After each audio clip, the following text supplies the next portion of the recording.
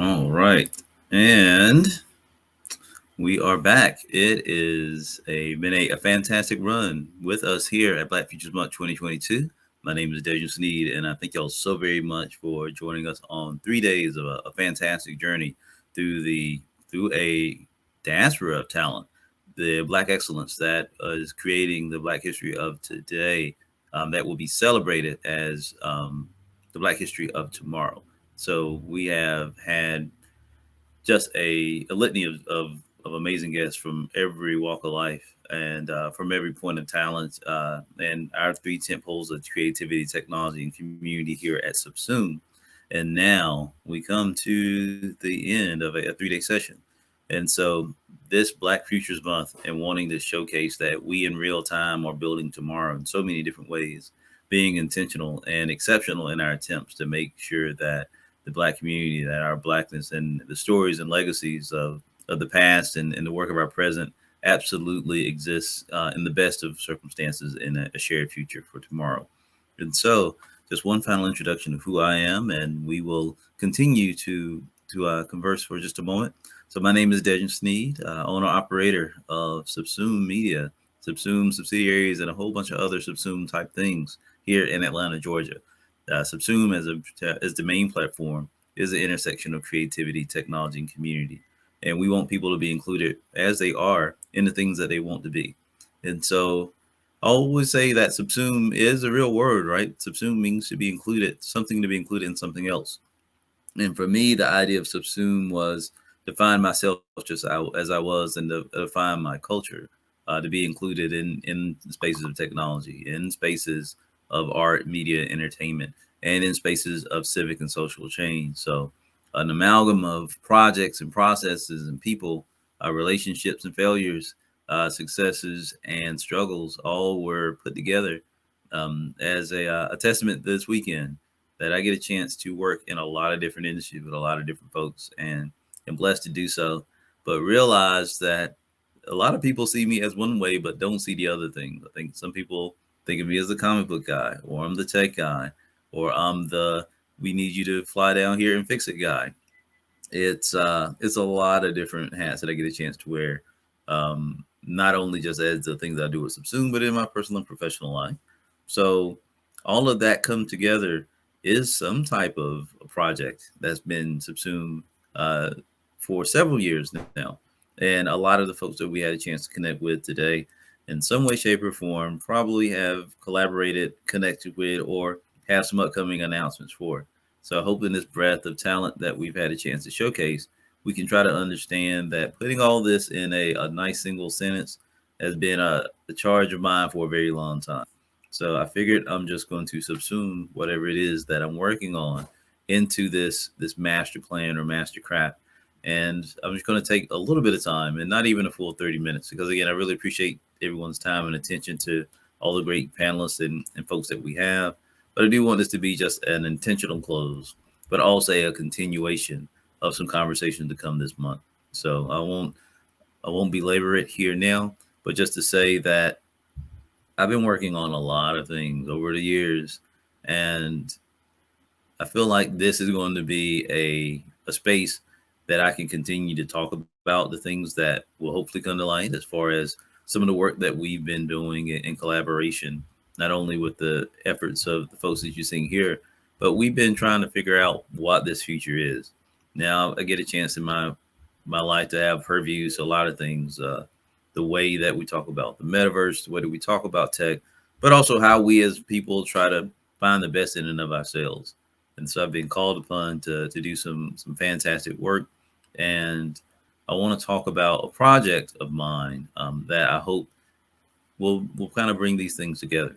So I want to first acknowledge that this is Black History Month, and that there's a legacy that we stand upon, not only just as Americans, not only as African Americans, but as human beings and as folks um, that understand that there's a connection between us, that there's more among us that is similar than is different, and that has been a something that can be replicated because it can be understood, despite language, despite culture, despite geography.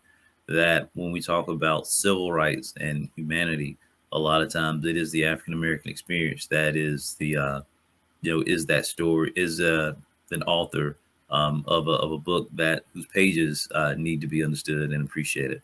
So I do want to acknowledge that Black History Month is not just a singular space or event, but something that is ingrained in our lives and is worthy of celebration each and every day. So though I have Black Futures Month because I am a future forward and optimistic type of person, absolutely am a student and someone that's appreciative of the sacrifices. I hope I said it in another panel, but I say it a lot. My path is soft because theirs was not. Right. The path we tread upon is light, and it's a lot easier because there was a lot of people that simply could not make it that far, right? From a myriad of circumstances, intentional, accidental, what have you. So it's not a singular place or people or races struggle, but at the same time, we do want to acknowledge so many that they give us the platforms that we have for now. So I do think I'm thankful for that. I'm going to say just a couple quick things before I go to my program and then go ahead and close out Black Futures Month 2022. Um, for Subsume. Uh, we our books. I've been getting a lot of good notes about our program and our books for Sorghum and Spear, and I really appreciate it. I'm glad I don't have to show the singular book to show that this book got mailed out and is in life. I want to give a thanks to the team that was part of this. Myself, let's just read it right off the book. Myself, Wellington Nomo with his brilliant artwork, Seda Temafonte with edits and the letters, Sarah A. Macklin, who absolutely should be getting co-writing credit, but settled for to be our editor on this book. Also, the lovely and talented Rhapsody, and of course, my goddess, Nichelle Nichols. So, books out.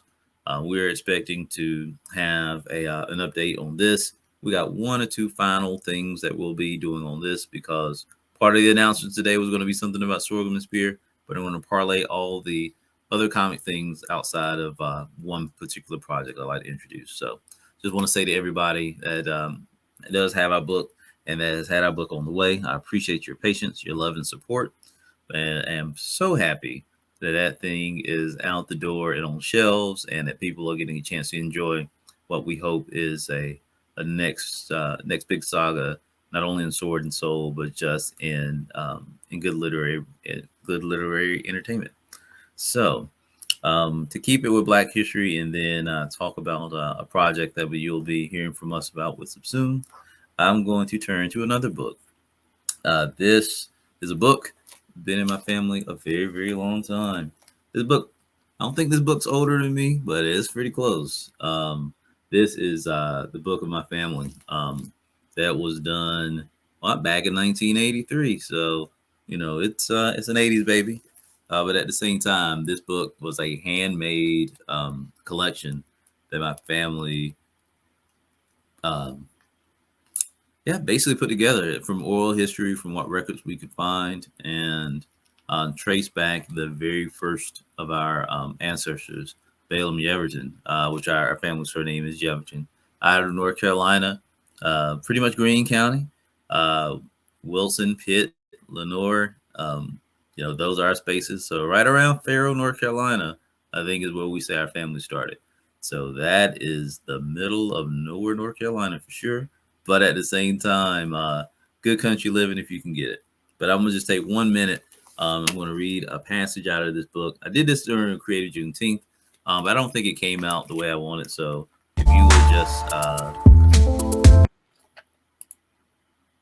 thank you. So with that, you're gonna read a quick excerpt out of it, and then I hope the rest of this will make a little bit of sense. So I appreciate everybody who's been with me these 9 hours here in this chair. But I just wanted to read something that is the introduction of our book, and I hope that it makes sense, right?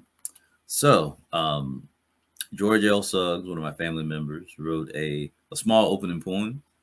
In memory of the stones of which we stepped, in memory of the branches from which we grew, the steps are getting higher, the branches are getting stronger, and we thank you.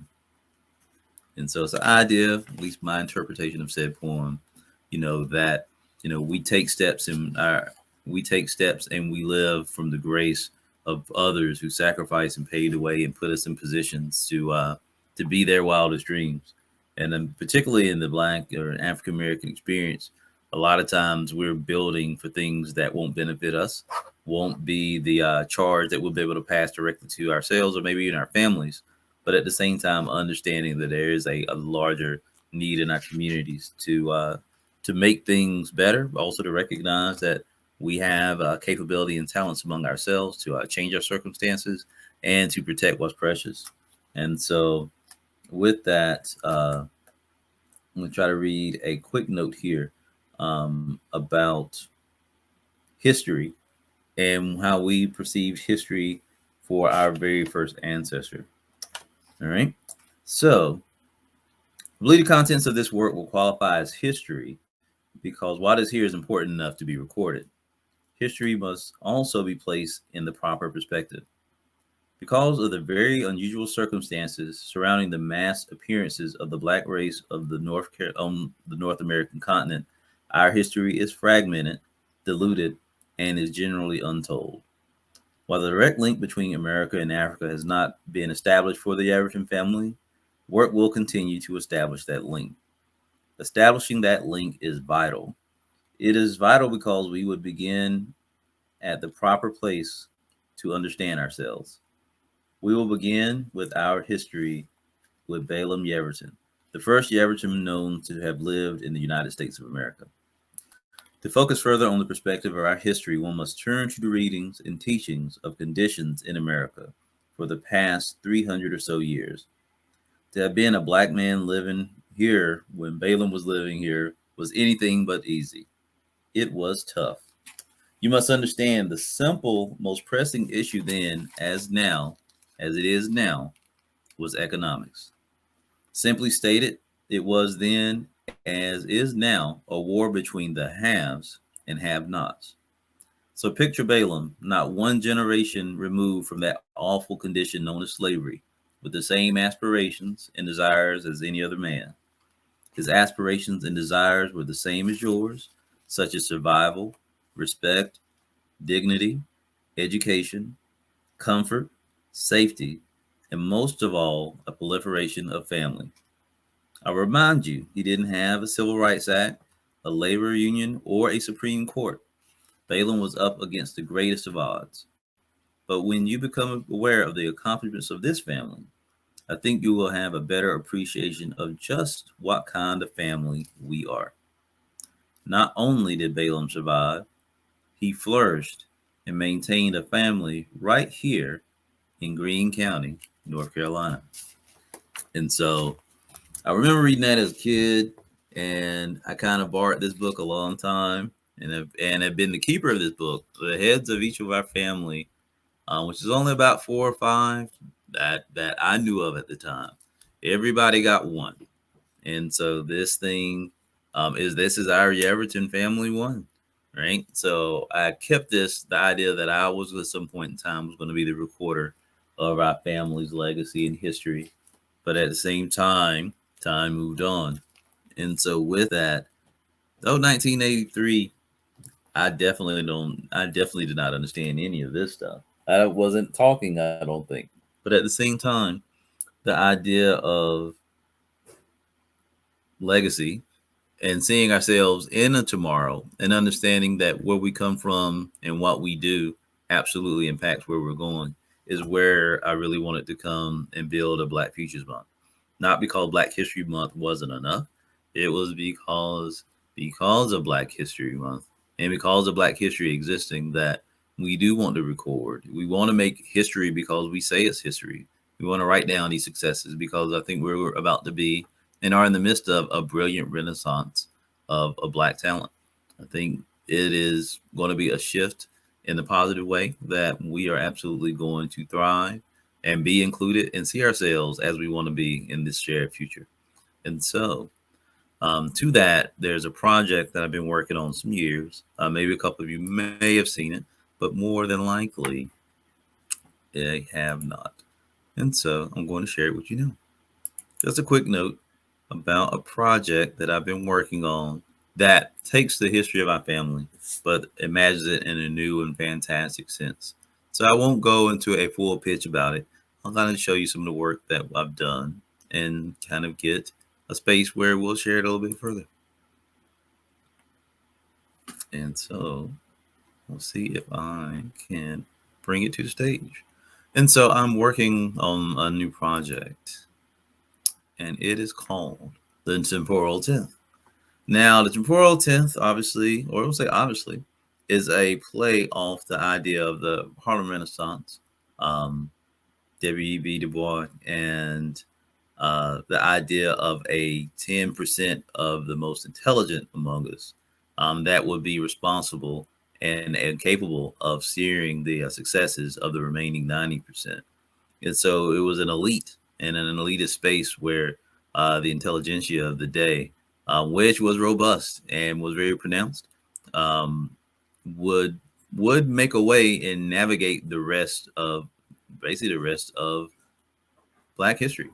And so I had a story into which the smartest among them decided, why don't we build a time machine and go back and change the Black experience for the better? And so the story is, and I don't think I can really show or share it the way I want it to. Basically, our pitch is that the figures of Black history build a time machine to go back in time and change the Black experience.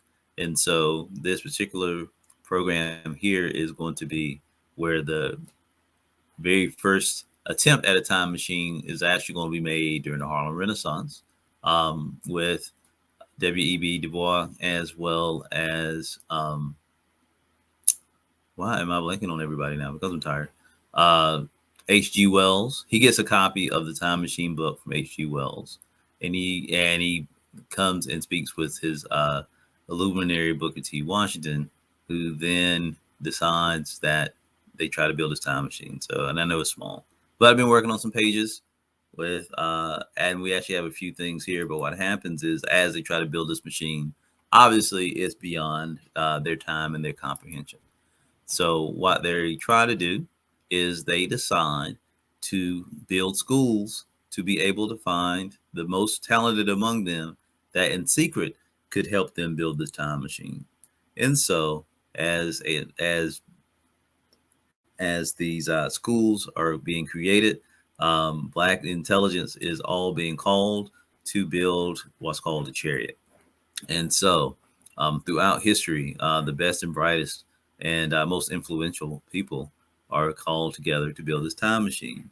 And of course, it is built. And so, a group of scientists go back into time and they meet my ancestor, Balaam Yeverton.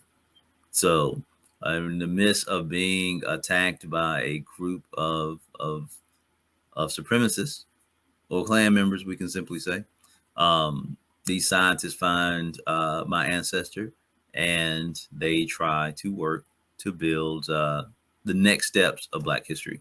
And so we basically follow the story of Balaam Yeverton and these four scientists as they travel not through time, but within a period of time, look to change the course of the Black experience.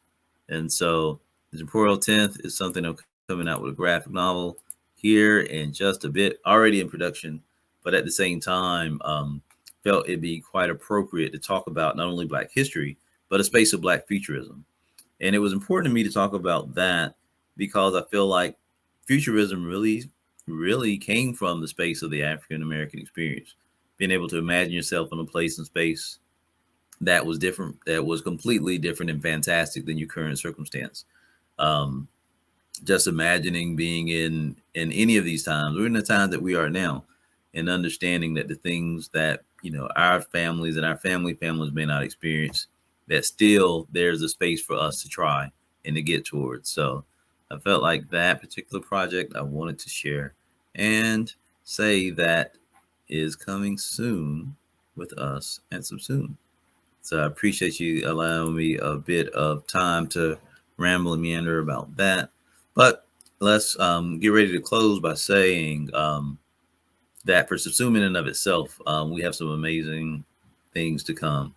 There's some things obviously we can't talk about, but at the same time, what we can talk about is an appreciation of this community.